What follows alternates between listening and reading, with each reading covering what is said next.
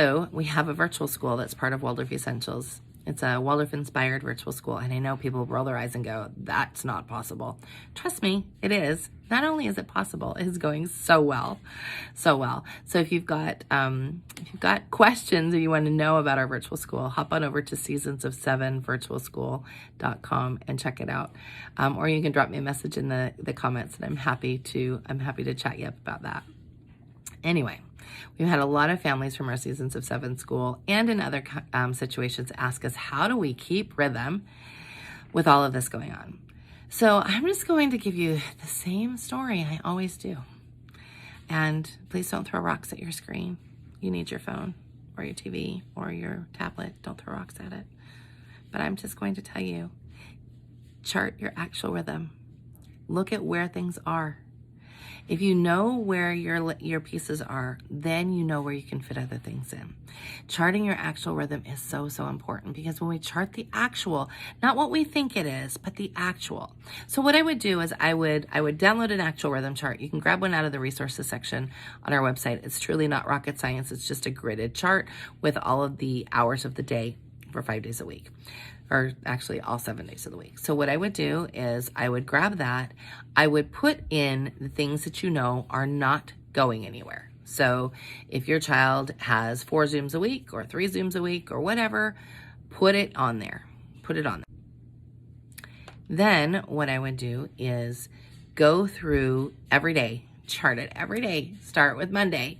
Everything that happens on Monday. If you slipped away and hid in the bathroom and hopped on Facebook, if you got, the laundry took you longer than you thought, if your meal that you thought was going to take you 30 minutes actually took you 50 minutes, all of those things. If a child was sick and you weren't expecting that, write it down on that actual rhythm chart so you know what you're actually doing. Because until you know that, until you understand that very important piece, then you're going to be challenged. And we don't want that. We want you to be able to understand that piece. Once you understand that piece, you'll know then, okay, so my child has Zoom at 11.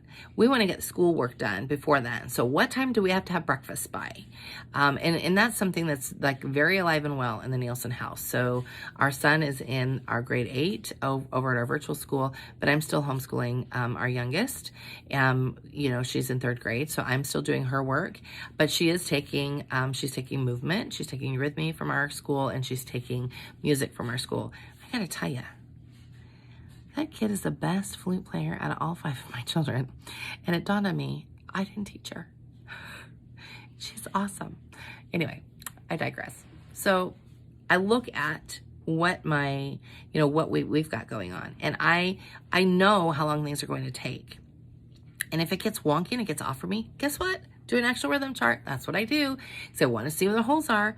So once you do that, you know where the holes are. For us, specifically, I know that Sam's got a Zoom Tuesday at 10, Wednesday and Thursday at 11, and Friday at 10.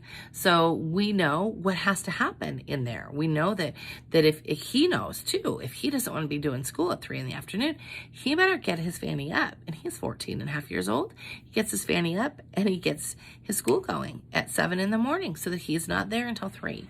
He's got a pretty tight, it's all Waldorf. It's so amazing, so amazing. But he's got a lot of work, and he's main lesson pages to do, and he's got flute to practice, and some movement to do. So all of those things, if he's going to get them done, he likes to have them done as much as possible before his Zoom. So if he wants to do that, like as a family, we have to figure out, well, how do we make that happen? How do we make sure that, Dad and I are downstairs ready to make breakfast by 8:30? So for us, I tend to get up between 5 and 6, closer to 5 generally, and I meditate for an hour, and then we work out for an hour, shower and get dressed, and before you know it, it's 8:30, right? So I have to be like pretty impeccable with my time, and I got to know what we're eating for breakfast. So menu is super important. So I know what I'm eating for breakfast. I'm going to be down there by 8:30. I'm going to have that done. Then we have family devotional time together. That's just us. That's what we chose to do. So we like to have all of those things done. And that means that if he wants to get his schoolwork done and he's working around that 45 minutes-ish when we're doing breakfast and devotional, he knows where his time management has to be. And that's part of growing up, right? That's part of like sort of teaching them that next space. My daughter, she knows that she gets up. She's an early riser. My goodness, bless her soul. She knows she gets up.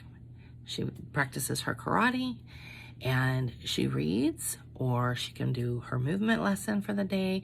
And then she's also ready so that when we sit down to do our breakfast and our morning devotional, when we're done, she and I can go do main lesson. And then she's not doing school all day. So look at what you've got going. Look at it and ask yourself, okay, where are the holes? But you're not going to find the holes until you go through and do the actual chart. Once you have it, you have data. And that's what you need. You need data. You need data as to where the holes are. Sometimes the holes are us. Sometimes they're the kids. Sometimes it's both. Sometimes it's a dog.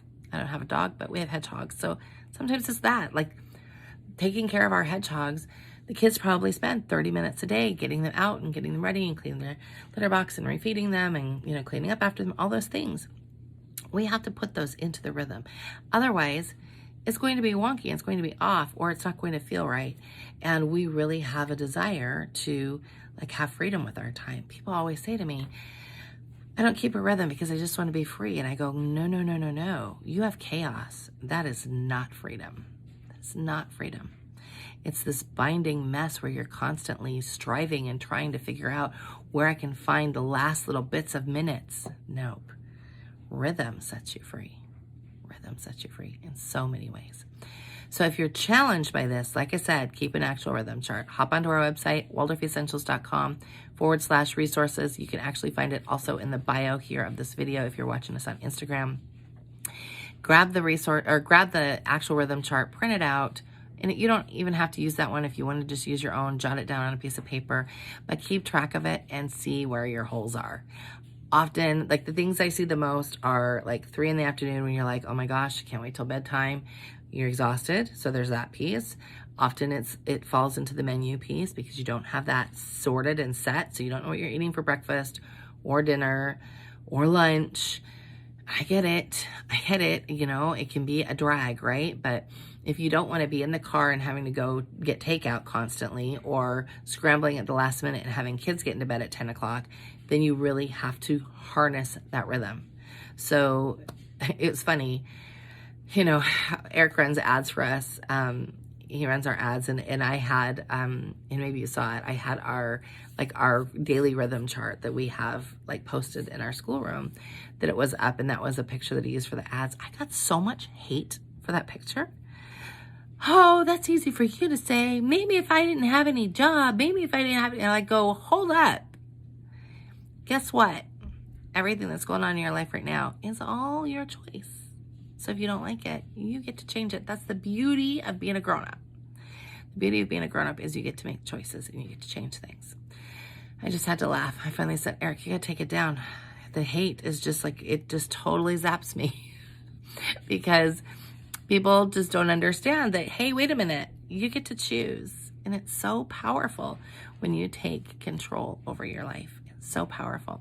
And it allows you to also stand and go, okay, I have to let this moment go and it will be okay. And I'll just be present in the chaos right now. And I know what I'm doing tomorrow. We are crazy busy here sometimes. Most of the time it's just busy, but sometimes crazy busy. About 3 weeks ago, we had some things with the school come up. We're in getting teachers to sign contracts for the new year, and we had some things we had to wrangle and some teachers that left, and that was stressful on our part. It was stressful on the parts of our parents too, and some teachers as well.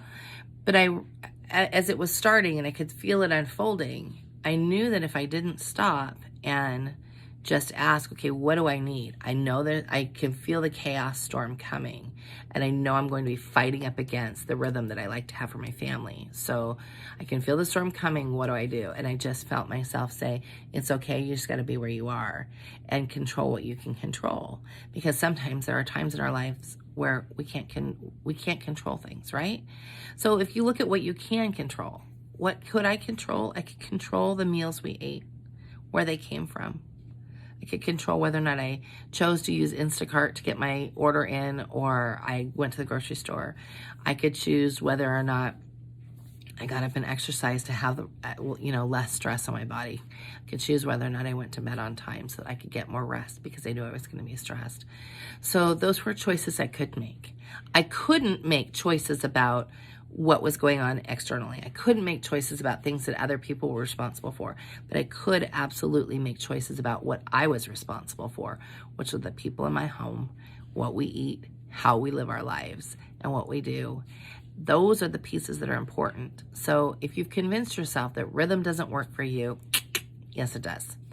Yes, it does. You just have to decide. And, all I can say too is it's so, so sweet when you get it and you taste it and you go, this feels so good. How do I keep it? And then how do you keep it? You just keep at it. You see the things coming, and as they're coming, you go, oh, I see that chaos storm. What can I do to harness what I can right now while the chaos storm washes over us? And then it's my responsibility to get back to that space again, because you are the one that drives the boat. You drive it, you steer it, and if it washes up onto an embankment, you got to get out and you got to push it out of the embankment. But if you just decide to let it sit in the embankment and decide it doesn't work, well, that's not a boat anymore, right? It's kind of like a dock that's weird and you've abandoned it. Don't do that. Find the peace and the joy that comes in having a good rhythm. And if you've got questions, let me know. Happy to help you.